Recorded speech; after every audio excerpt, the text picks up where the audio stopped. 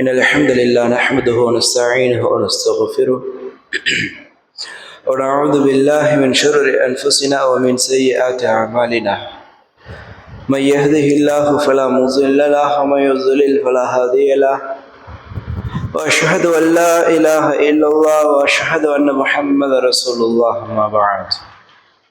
قال الله تعالى في القرآن العظيم والفرقان المجيد: أعوذ بالله من الشيطان الرجيم بسم الله الرحمن الرحيم.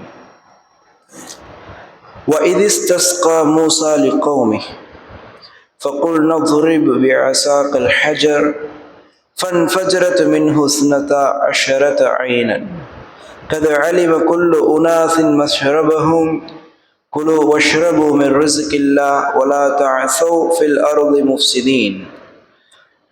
وإذ قلتم يا موسى لن نصبر على طعام واحد فادع لنا ربك يخرج لنا مما تنبت الأرض من بقلها وكثائها وفومها وعدسها وبصلها قال أتستبدلون الذي هو أدنى بالذي هو خير اهبطوا مصرا فإن لكم ما سألتم وضربت عليهم الذلة والمسكنة وباءوا بغلب من الله ذلك بأنهم كانوا يكفرون بآيات الله ويقتلون النبيين بغير الحق ذلك بما عصوا وكانوا يعتدون. சூரத்துல் பக்ராவினுடைய 60வது வசனம் 61வது வசனம். கணித்திற்குரியவர்களே, நேற்றைய தினம் நான் பார்த்த செய்தி என்னவென்று சொன்னால், அல்லாஹ் ரப்புல் ஆலமீன் அந்த பனு இஸ்ரவேலர்களுக்கு கொடுத்த வேதனை சம்பந்தமாக பேசியிருந்தான். அப்போ இந்த நிகழ்ச்சி எல்லாம் நடந்தது எப்பவென்று சொன்னால், மூசா அலைஹிஸ்ஸலாம் அவர்களுடைய வஃபாத்திற்கு பின்னால், மூசா அலைஹிஸ்ஸலாம் அவர்கள் வஃபாத்தானதற்கு பின்னால் பனு இஸ்ரவேலர்கள் ஜெருசலத்தை வெற்றி கொண்டு அவர்கள் ஊருக்குள் நுழைந்ததற்கு பின்னால் நடந்த செய்தி என்னவென்று சொன்னால், அப்போ இந்த ஊருக்குள் நுழையும் பொழுது அவர்கள் பணியாமல் பெருமையோடு ஆரவத்தோடு நுழைந்ததன் காரணத்தினால், அல்லாஹ் சொல்லக்கூடிய வார்த்தையை மாற்றி சொன்னதன் காரணத்தினால் அவர்களுக்கு அனுப்பப்பட்ட அந்த வேதனை. அப்போ இது மூசா அலைஹிஸ்ஸலாம் அவர்கள் மரணத்திற்கு பின்னால் நடந்த நிகழ்ச்சி. அப்போ மீண்டும் அல்லாஹ் ரப்புல் ஆலமீன் மூசா அலைஹிஸ்ஸலாம் அவர்கள் உயிருடன் இருந்த காலகட்டத்தில் நடந்த அந்த நிகழ்ச்சியை மீண்டும் என்ன செய்கின்றார் என்றால் சொல்லி காட்டுகின்றார். அதாவது இந்த செய்தியெல்லாம் நாம் ஏற்கனவே 2 நாட்களுக்கு முன்னால் பார்த்த தஃசீரிலே நாம் என்ன செய்திருந்தோம், ஒரு நிகழ்ச்சியாக செய்தியாக நாம் சொல்லியிருந்தோம். அதை அல்லாஹ் ரப்புல் ஆலமீன் இந்த வசனத்தில் குறிப்பிடுகின்றான். அதாவது மூசா அலைஹிஸ்ஸலாம் அவருடைய கூட்டத்தார்கள் மூசா அலைஹிஸ்ஸலாம் அவர்களை பார்த்து சொன்னார்கள், யா மூசா, சாப்பிடுவதற்கு உணவு கொடுத்து விட்டீர்கள். அப்ப அதற்கு பின்னால் என்ன கேட்டார்கள்? குடிப்பதற்கு தண்ணீர் கேட்டார்கள். அப்போ அல்லாஹ் ரப்புல் ஆலமீன் என்ன செய்கிறார் என்று சொன்னால், அங்கே ஒரு பாறைக்கல் இருந்தது. அல்லாஹ் ரப்புல் ஆலமீன் சொல்லி காட்டுகின்றான், யா மூசா, அந்த பாறைக்கல்லில் நீங்கள் என்ன செய்யுங்கள், உங்களுடைய கைத்தடியை கொண்டு நீங்கள் அடியுங்கள். அப்ப அடிக்கும் பொழுது என்ன செய்யும் என்று சொன்னால், அதிலிருந்து 12 ஊற்றுகள் பிறக்கும் என்பதாக அல்லாஹ் ரப்புல் ஆலமீன் வஹியாக சொல்லி கொடுத்தார்.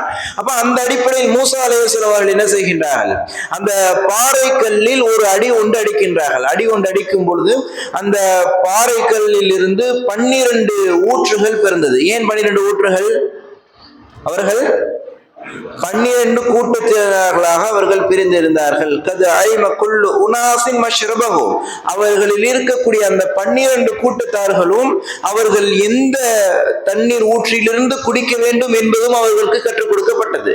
அப்ப அந்த 12 கூட்டத்தார்களும் அவர்களுக்கு என்ற அந்த தண்ணீர் ஊற்று இருக்கின்றது அல்லவா, அதிலிருந்துதான் அவர்கள் என்ன செய்தார்கள், அந்த தண்ணியை குடித்தார்கள் என்பதை அல்லாஹ் ரப்புல் ஆலமீன் இந்த வசனத்தின் வாயிலாக எமக்கு தெரியப்படுத்துகின்றான். அப்ப கண்ணியத்திற்குரியவர்களே, அந்த கல், அதாவது என்பதாக அல்லாஹ் ரப்புல் ஆலமீன் சொல்லக்கூடிய இந்த ஹஜர் என்று சொல்லப்படக்கூடிய இந்த கல் இருக்கின்றது அல்லவா, இதற்கு முஃபஸ்ஸிரீன்கள் விளக்கம் கொடுக்கும் பொழுது, இந்த கல் என்பது மூசா அலைஹிஸ்ஸலாம் அவர்கள் போர்க்களத்திலிருந்து வந்துவிட்டு அவர்களுடைய கவச ஆடையை ஒரு பாறை கல்லின் மீது கலட்டி வைத்தார்கள். அப்போ கலட்டி வைக்கும் பொழுது ஜிப்ரீல் அலைஹிஸ்ஸலாம் அவர்கள் என்ன சொன்னார்கள் என்றால், யா மூசா, இந்த கல்லினுடைய மகிமையை நீங்கள் இப்பொழுது உணர மாட்டீர்கள். இந்த கல்லை நீங்கள் என்ன செய்து கொள்ளுங்கள், உங்களுடன் நீங்கள் நீங்கள் எடுத்து வைத்துக் கொள்ளுங்கள் என்பதாக ஜிப்ரீல் அலைஹிஸ்ஸலாம் அவர்கள் என்ன செய்தார்கள், முன்கூட்டியே மூசா அலைஹிஸ்ஸலாம் அவர்களுக்கு சொன்னார்கள்.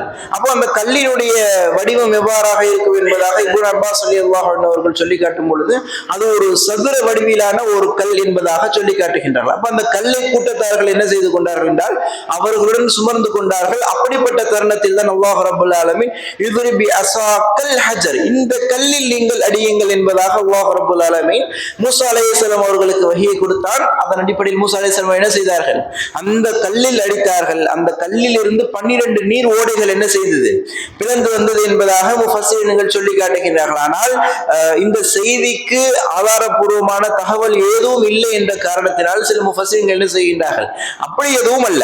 மூசா அலைஹிஸ்ஸலாம் அவர்கள் பொதுவாக சென்று கொண்டிருக்கும் பொழுது அல்லாஹ் ரப்பல் ஆலமீன் சொன்னது இந்த கல் என்று சொன்னால் ஒரு குறிப்பிட்ட அவர்களில் கையில் சுமந்து கொண்டு எல்லாம் எந்த கல்லையும் எடுத்து செல்லவில்லை. ஆனால் அவர்கள் ஒரு இடத்தை கடந்து செல்லும் பொழுது அந்த இடத்தில் ஒரு பாறை ஒன்று இருந்தது.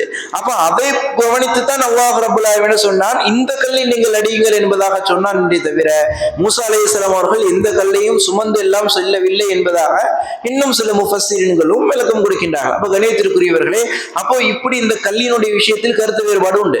சமீபத்தில் இல்லை, சில வருடங்களுக்கு முன்னால் ஒரு காணொலி ஒன்று பார்க்கும் பொழுது கூட அதில் என்ன செய்கின்றார்கள், மூசா அலைஹிஸ்ஸலாம் அவர்கள் வாழ்ந்த கடந்து சென்ற இடம் என்பதாக அவர்கள் ஒரு இடத்தை பதிவு செய்யும் பொழுது ஒரு பாலைவனத்தை எல்லாம் காட்டுகின்றார்கள். அப்போ அந்த பாலைவனத்திற்கு மத்தியில் என்ன செய்யப்படுகின்றது என்று சொன்னால் ஒரு பாறை கல் ஒன்று இருக்கு. அப்ப அந்த பாறை கல்லில் இந்த வசனத்தில் வருவதை போன்று 12 நீர் ஓடைகளும் வந்ததற்கான அடையாளங்களும் அதில் உண்டு. அது இயற்கையாகவே அது அல்லாஹ் ரப்பல் ஆலமீன் சொல்லக்கூடிய இந்த பாறைக்கல் தானா அல்லது மனிதர்களால் செயற்கையாக உருவாக்கப்பட்டு ஏமாற்றப்படுகின்றதா என்பது அல்லாஹ்வே அறிந்தவனாக இருக்கின்றான். அப்ப இதே போன்ற தகவல்கள் எல்லாம் பார்க்கும்போது என்ன விளங்குகின்றது என்று சொன்னால் அந்த கல் என்பது ஒரு குறிப்பிட்ட ஒரு கல் எல்லாம் எதுவும் கிடையாது. இன்னொரு விஷயம், 12 ஊற்று பிறக்க வேண்டும் என்று சொன்னால் அந்த கல்லினுடைய அளவு எவ்வளவு இருக்கணும், அந்த கல்லினுடைய அளவு பெரிதாக இருக்கணும். அப்போ பாலைவனத்தில் வசித்தவர்கள் அந்த கல்லை சுமந்து சென்றிருக்க முடியாது என்பதாக அது குறிப்பிட்ட கல் இல்லை என்பதாக மறுக்கக்கூடியவர்கள் சொல்லி காட்டுகின்றார்கள்.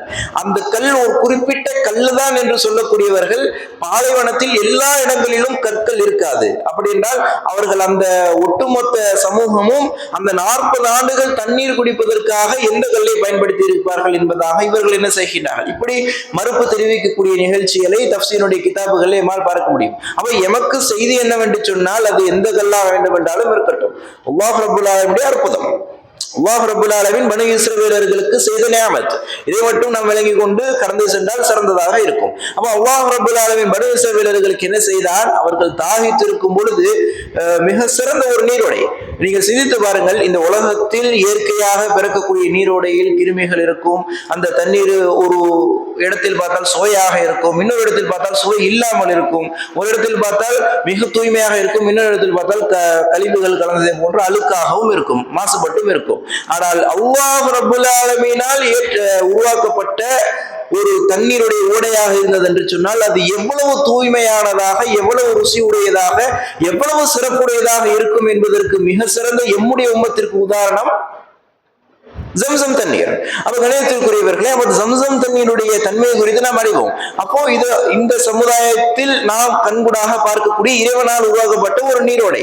அப்போ மூசா அலைஹிஸ்ஸலாம் அவர்களுக்கு 12 நீரோடைகளை அல்லாஹ் ரப்பல் ஆலமீன் கொடுத்திருந்தார் என்று சொன்னால் அந்த 12 நீரோடைகளும் எவ்வளவு ருசியாக இருந்திருக்கும், எவ்வளவு சுத்தமானதாக இருந்திருக்கும், எவ்வளவு ஒரு மனிதர்களுடைய அந்த களைப்புகளை நீக்கக்கூடிய தன்மை உடைய தண்ணீராக இருந்திருக்கும். அப்போ அப்படிப்பட்ட ஒரு மிக சிறந்த தண்ணீரை அல்லாஹ் ரப்பல் ஆலமீன் என்ன செய்திருந்தான், அதாவது நாம் ஏற்கனவே பார்த்த செய்தியின்படி மண்ணு சல்வா என்று சொல்லப்படக்கூடிய 2 வகை மிக சிறந்த உணவை அவர்களுக்கு கொடுத்திருந்தான். அப்ப அதற்கு பின்னால் மிக சிறந்த தண்ணீரையும் பனி இஸ்ரவேலர்களுக்கு கொடுத்தான். எங்க? பாலைவனத்தில். நாம் எல்லாம் நினைப்போம் மனிதர்களுடைய சிந்தனைக்கு அப்பாற்பட்டது. பாலைவனத்தில் எப்படி தண்ணீர் பறிக்கும்? பாலைவனத்தில் தான் இப்ராஹிம் அலைஹிஸ்ஸலாம் அவருடைய பிள்ளைக்கு அந்த ஊற்று பிறந்தது. பாலைவனத்தில் தான் மூசா அலைஹிஸ்ஸலாம் அவருடைய சந்ததியினர்களுக்கு இந்த ஊற்றும் பிறந்தது.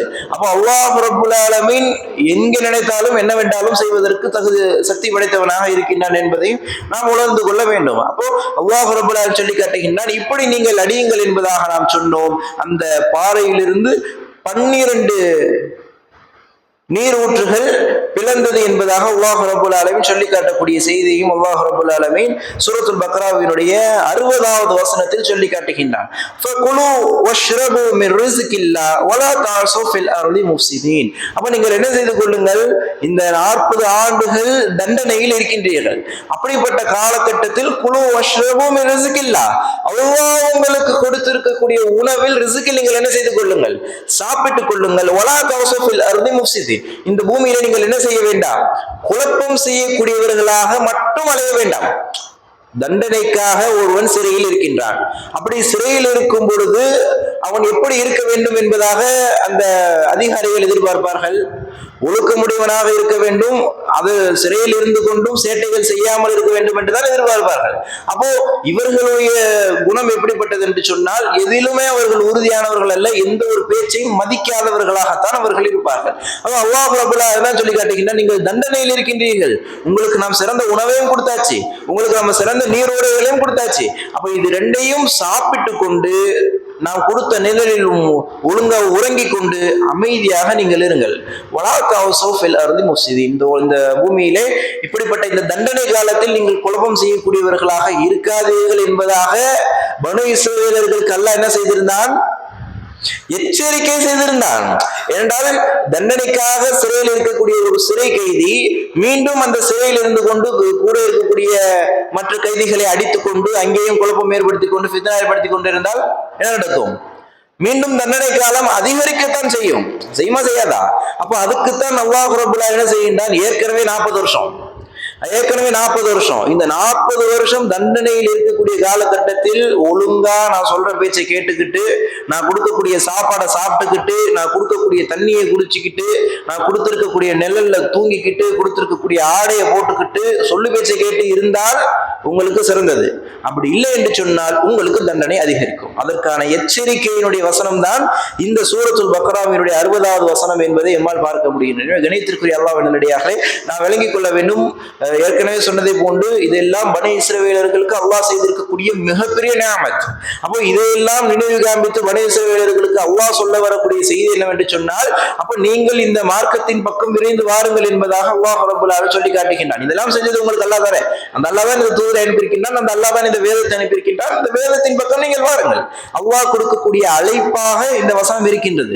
அப்போ நாம் என்ன விளங்கிக் கொள்ள வேண்டும் என்று சொன்னால், அல்லாஹ்வுடைய வல்லமைகளை, அல்லாஹ்வுடைய குதிரத்துகளை நாம் விளங்க வேண்டும் என்று தினம் தினம் ஒவ்வொரு வசனம் படிக்கும் பொழுதும் நாம் சொல்லக்கூடிய செய்தி தான். அப்ப கண்ணியத்திற்குரியவர்கள், இன்றைய தினம் படித்த இந்த வசனத்தில் நாம் விளங்கிக் கொள்ள வேண்டியது என்னவென்று சொன்னால், அல்லாஹ் எமக்கு கொடுத்திருக்கக்கூடிய இந்த ரிஸ்குகளை, ஹலாலான விஷயங்களை அனுபவித்துக் கொண்டு ஒரு சாலிஹான முஸ்லிமாக வாழ்ந்தோம் என்று சொன்னால் இந்த உலகத்திலேயும் மறுமையிலும் எமக்கு சேஃப்டி. அப்படி வாழவில்லை என்று சொன்னால் இந்த உலகத்திலேயும் சரி மறுமையிலும் சரி அல்லாஹ் எமக்கு தண்டனையை தருவான். இப்போ இந்த வசனம் எமக்கான எச்சரிக்கையும் தான். இந்த வசனங்களை எல்லாம் அல்லாஹ் சொல்லி காட்டுகின்றான் என்று சொன்னால் யாரோ எவருக்கும் சொல்லவில்லை, எமக்கு இந்த உம்மத்திற்கு அருளப்பட்ட இந்த வேதத்தில் சொல்கின்றான் என்று சொன்னால் எமக்கும் இதில் படிப்பினை உண்டு. கணியத்திற்குரியவர்கள், இந்த உலகத்தில் அவர்களுக்கு 40 ஆண்டு, எமக்கு நம்முடைய ஆயுட்காலம், எமக்கு இந்த ஆயுட்காலத்தில் நாம் வாழ்ந்து கொண்டிருக்கும் பொழுது அல்லாஹ் எமக்கு கொடுத்திருக்கக்கூடிய ஹலாலான ரிஸ்குகளை சாப்பிட்டுக் கொண்டு, அல்லாஹ் எமக்கு கொடுத்திருக்கக்கூடிய ஹலாலான குடிபானங்களை குடித்துக் கொண்டு, அல்லாஹ் எமக்கு கொடுத்திருக்கக்கூடிய ஆடைகளை, வீடுகளை பயன்படுத்தி கொண்டு, ஹலாலான விஷயங்களை படித்துக் கொண்டு அல்லாஹ் சொல்லியதை போன்று நடந்தால் சேஃப்டி. அப்ப அதை விட்டு மீறி நடந்தோம் என்று சொன்னால் அல்லாஹ்வுடைய தண்டனை எந்த நேரத்திலும் வரும், அதில் எந்த சந்தேகமும் கிடையாது என்பதை எம்முடைய உள்ளத்தில் நாம் நன்றாக பதிய வைத்துக் கொள்ள வேண்டும். அந்த அடிப்படையில் அல்லாஹ்வுடைய ஹலால் ஹராம்களை பேணி நடக்கக்கூடியவர்களாக நாம் இருக்க வேண்டும்.